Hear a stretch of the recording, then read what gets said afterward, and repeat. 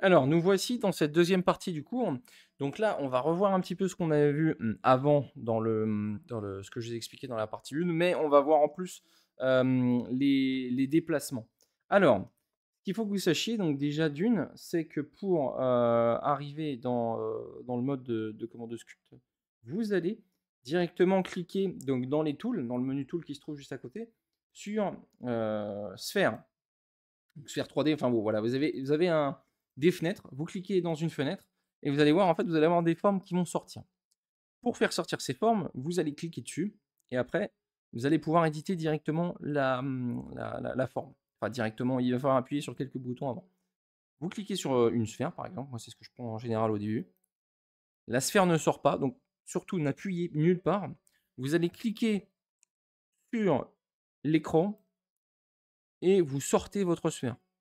Donc vous pouvez cliquer sur l'écran avec le stylet si vous avez une tablette ou autre, hein, n'hésitez pas. Vous cliquez, vous tirez et ça va agrandir la sphère. Vous faites Maj Maj ou Shift pour maintenir la sphère droite dans un angle. Vous relâchez tout. Vous allez cliquer sur le mode Edit pour passer en mode édition. Et après, vous cliquez sur Make Polymesh 3D, juste ici, dans le menu Tool. Vous cliquez dessus et normalement, votre sphère est directement éditable. Alors, maintenant, dans cette partie du cours, on va voir directement quels sont les modes de déplacement dans le logiciel. Tout d'abord, pour pouvoir vous déplacer autour de votre sphère, vous allez cliquer sur le côté de l'écran, toujours à l'extérieur. Alors, je vais juste faire une petite forme sur la sphère pour qu'on puisse se repérer dans l'espace du logiciel. Donc voilà, quand vous voulez tourner autour de votre sphère, vous cliquez sur l'extérieur ici, toujours sur l'extérieur, jamais sur la monnaie, toujours sur l'extérieur.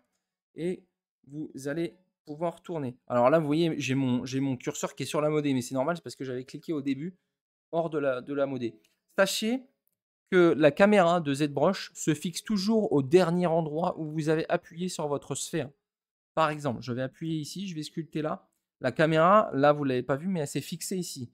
Si je tourne maintenant à l'extérieur, elle va se fixer tout en essayant de garder le dernier point où j'ai appuyé sur la sphère pour que ça soit visible. Maintenant, je vais aller en dessous, vous voyez, je vais sculpter en dessous. Et vous voyez, il essaie de me recaler la caméra pour que ça soit visible. Donc, pour tourner autour de votre modé, toujours le pointeur sur l'extérieur de la modée, vous cliquez et vous tournez autour. Maintenant, si vous voulez faire une translation en gardant la même face de votre modé, que ça reste ici, face à vous, vous allez appuyer sur l'extérieur, mais vous allez appuyer aussi sur Alt. Donc vous faites ça, vous appuyez sur les deux en même temps, et vous allez garder la même face de votre sphère. Vous voyez? Voilà. Donc ça, c'est un mode de translation différent, mais pour garder l'endroit où vous sculptez en face de vous. Maintenant, le shortcut le plus difficile, donc le raccourci le plus difficile, c'est pour zoomer sur la sphère ou sur la modée. Alors, c'est exactement les mêmes contrôles qu'avant, juste avant, donc c'est-à-dire on clique sur l'extérieur, on appuie sur Alt.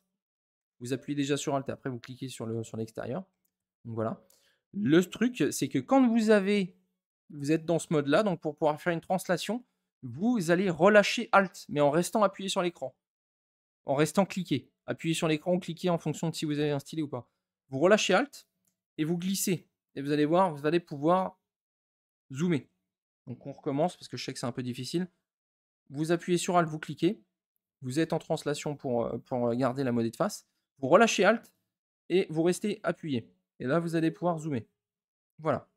Donc ça, ce sont les différentes manières de bouger dans ZBrush. Voilà.